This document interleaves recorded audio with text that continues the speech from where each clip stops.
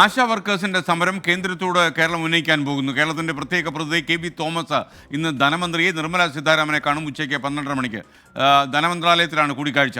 വയനാട് കേന്ദ്ര സഹായമൊക്കെ ചർച്ചയാകുമെന്നാണ് വിവരം. ബൽറാം നെടുങ്ങാടി ഡൽഹിയിൽ ചേരുന്നു. ബൽറാമിനൊപ്പം പ്രൊഫസർ KB തോമസും നമ്മുടെ തോമസ് മാഷും ഉണ്ട്. Balram, good morning. തോമസ് മാഷിന് എൻ്റെ ഒരു അന്വേഷണം പറയൂ.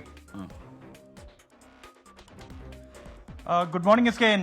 തീർച്ചയായും ഇന്ന് നിർണായകമായ ഒരു കൂടിക്കാഴ്ച തന്നെയാണ്. തോമസ് മാഷിനോട് SKNന്റെ ഗുഡ് മോർണിംഗ് അറിയിക്കുകയാണ്. മാഷ, ഇന്നത്തെ കൂടിക്കാഴ്ച എങ്ങനെയാണ്? നമ്മളെന്നും ഫൈനാൻസ് മിനിസ്റ്ററുമായിട്ട് ബന്ധപ്പെട്ടുകൊണ്ടിരിക്കുകയാണ്. അപ്പോൾ നമ്മൾ സംസാരിക്കേണ്ട കാര്യങ്ങളൊക്കെ നേരത്തെ കൊടുക്കാറുണ്ട്. ഇപ്പം അടുത്ത കാലത്ത് കൂടുതൽ ശ്രദ്ധ കൊണ്ടുവന്ന ആശാ വർക്കേഴ്സിൻ്റെ പ്രശ്നമാണ്. കാരണം ആശാ വർക്കേഴ്സിൻ്റെ സ്കീം തന്നെ കേന്ദ്ര സ്കീമാണ്. അപ്പോൾ അവരാണ് അതിനെക്കുറിച്ചൊരു അന്തിമമായ തീരുമാനമെടുക്കുന്നത്. സംസ്ഥാന ഗവൺമെൻറ് ഒരു ഹോണറേറിയാണ് കൊടുക്കുന്നത്. അപ്പോൾ അതൊരു സമരം നടക്കുന്നു അവിടെ. അപ്പോൾ അത് നമ്മൾ ഇവരെ ഇൻറ്റിമേറ്റ് ചെയ്തിട്ടുണ്ട്. അതോടൊപ്പം വയനാടിനെ സംബന്ധിച്ചിടത്തോളം നമുക്കിന്നും നമ്മൾ ഉദ്ദേശിക്കുന്ന സഹായം എത്തിയിട്ടില്ല. അപ്പോൾ അവർ 523 കോടി രൂപ ചില കണ്ടീഷൻസോട് വായ്പയായിട്ടാണ് തന്നിരിക്കുന്നത്. അതുപോലെ നമ്മുടെ കടമെടുക്കുന്ന പരിധിയുടെ പ്രശ്നങ്ങളുണ്ട്. പിന്നെ നമ്മളിപ്പോൾ മെട്രോ സീസൺ വന്നതിന് ശേഷം പുതിയ ഫാസ്റ്റ് റെയിലിനെ കുറിച്ച് ചില പ്രപ്പോസൽസ് വന്നിട്ടുണ്ട്. ഇങ്ങനെയുള്ള കുറേയധികം കാര്യങ്ങൾ നമ്മൾ കാലാകാലങ്ങളായിട്ട് കൊടുക്കുന്നുണ്ട്. ഇപ്പോൾ CM ആണെങ്കിൽ ചൊവ്വ ബുധൻ ഇവിടെയുണ്ട്. അപ്പോൾ ഇതിൻ്റെയൊക്കെ ഒരു പശ്ചാത്തലത്തിലാണ് ഇന്ന് അവർ കാണാം എന്ന് പറഞ്ഞിട്ടുണ്ട്. അവരോട് ഈ ഡീറ്റെയിൽസ് എല്ലാം സംസാരിക്കും. ഈ ആശാ വർക്കർമാരുടെ സമരവുമായി ബന്ധപ്പെട്ട് എന്താണ് കേരളം അറിയിക്കാൻ ഉദ്ദേശിക്കുന്നത്? കേന്ദ്ര ഗവൺമെൻറ് സ്കീമാണിത്. അത് പരിശോധിച്ച് അവർ ആശാ വർക്കേഴ്സ് ഡിമാൻഡ്സ് കൊടുത്തിട്ടുണ്ട്. അതൊന്നും തെറ്റാണെന്ന് നമ്മൾ പറയുന്നില്ല. പക്ഷെ അത് തീരുമാനം എടുക്കേണ്ടത് കേന്ദ്ര ഗവൺമെൻറ്റാണ്. അപ്പോൾ അവർ പെർമനൻ്റ് ആക്കണമെന്ന് പറയുന്നു. പെർമനൻ്റ് ആക്കാൻ കേരള ഗവൺമെൻറ് പറ്റുമോ? അങ്ങനെയാണ് PSC അപ്പോയിൻമെൻറ്റ് നടക്കേണ്ടത്. അപ്പോൾ ഇത് കേന്ദ്ര സ്കീമാണിത്. ആ സ്കീമിൽ ഇങ്ങനൊരു സമരം നടക്കുന്നു. ആ സമരമൊക്കെ കേരളത്തിൻ്റെ പശ്ചാത്തലത്തിൽ ജെന്യുവിനാണ് അവരുടെ ആവശ്യം. പക്ഷേ അതിന് പരിഹാരം ഉണ്ടാക്കുന്നത് കേന്ദ്ര ഗവൺമെൻറ് തന്നെയാണ്. ഒപ്പം തന്നെ ഈ CM തിങ്കളാഴ്ച എത്തുന്നുണ്ട്. മുഖ്യമന്ത്രി കൂടിക്കാഴ്ച നടത്തുന്നുണ്ടോ ധനമന്ത്രി? അതെനിക്കറിയില്ല. അതിപ്പോൾ നമ്മളിന്ന് സംസാരിക്കുമ്പോഴേ അറിയാനൊക്കത്തുള്ളൂ. അവരോട് സംസാരിച്ച് ഡീറ്റെയിൽസ് പറയുന്ന സന്ദർഭത്തിലായിരിക്കും പിന്നീട് CM-ആയിട്ടൊരു ഡിസ്കഷൻ ഉണ്ടോ എന്നുള്ളത് അപ്പോഴേ അറിയാനൊക്കത്തുള്ളൂ. കഴിഞ്ഞ ദിവസം ഗവർണർ ഇവിടെ ഉണ്ടായിരുന്നു. അപ്പോൾ ഈ വിഷയങ്ങളൊക്കെ അദ്ദേഹത്തിന്റെ കേരളത്തിന്റെ ഒട്ടേറെ ആവശ്യം വളരെ പോസിറ്റീവാണ്. അപ്പോൾ അദ്ദേഹം എന്നോട് പറഞ്ഞത് ഇവിടുന്ന് ഇപ്പോൾ എന്തൊക്കെ പ്രപ്പോസൽസാണ് കേന്ദ്ര ഗവൺമെൻറ് മുമ്പിൽ കൊടുത്തിട്ടുള്ളത്, എനിക്ക് അതിൻ്റെ ഒരു ഡീറ്റെയിൽസ് തരണം. അപ്പോൾ ഞാനത് CM-നെ അറിയിച്ചിട്ടുണ്ട്. അപ്പോൾ CM ആലോചിച്ചിട്ട് എങ്ങനെ വേണം അതെന്നുള്ളത് അദ്ദേഹം തീരുമാനമെടുക്കും. മറ്റൊന്ന് അദ്ദേഹം പറഞ്ഞത് കേരളത്തിലെ MP-മാർ എല്ലാവരും കൂടി രാഷ്ട്രീയത്തിൽ ഒന്നിച്ച് നിൽക്കണം. അതിനാണ് വരുന്ന 11-ാം തീയതി ഒരു ഡിന്നർ മീറ്റിംഗ് അദ്ദേഹം ഇവിടെ കേരള ഹൗസിൽ വിളിച്ചിട്ടുണ്ട്. അദ്ദേഹം പറഞ്ഞു നിങ്ങളുടെ കൂടെ ഞാൻ കൂടി വരാം. പ്രധാനമന്ത്രിയെ കാണണോ, ഫൈനാൻസ് മിനിസ്റ്റർ കാണണം, ആര് വേണമെങ്കിലും കാണാം. അത് വളരെ ഇപ്പം തന്നെ രാഷ്ട്രപതി ഭവനിൽ നടക്കുന്ന പ്രദർശനം അത് നമ്മുടെ കേരള പവലിയനിൽ രാഷ്ട്രപതിയെ സ്വീകരിച്ചത് അദ്ദേഹം നേരിട്ട് നിന്നിട്ടാണ്. ഞാൻ അദ്ദേഹത്തിൻ്റെ കൂടെ ഉണ്ടായിരുന്നു.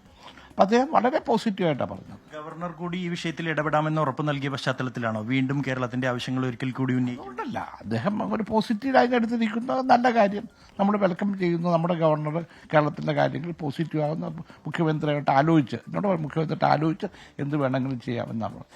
ഇവിടെ കേരള ഹൗസിൽ നിന്ന് ഞങ്ങൾ കാലാകാലങ്ങളിൽ പ്രപ്പോസൽസ് അയക്കുന്നുണ്ട്. പലതും ചർച്ചകൾ നടക്കുന്നുണ്ട്.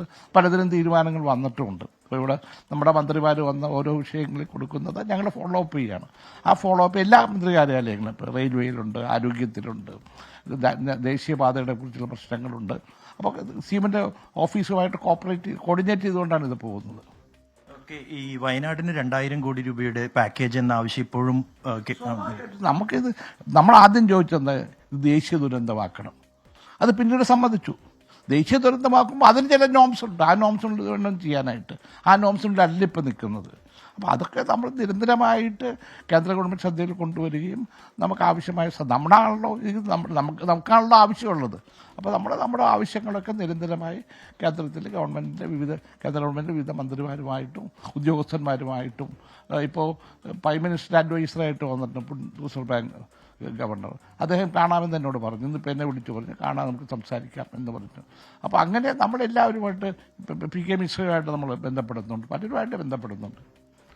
ആശാവർക്കർമാരുടെ സമരത്തിന്റെ കാര്യത്തിൽ കേരളത്തെ കുറ്റപ്പെടുത്തുന്ന തരത്തിലുള്ള വിവരങ്ങളാണ് കേന്ദ്രം പുറത്തുവിട്ടിരിക്കുന്നത്. അപ്പോൾ ഈ വിഷയത്തിൽ എന്താണ് കേരളത്തിന്റെ നിലപാട്? തർക്കത്തിനൊന്നുമില്ല.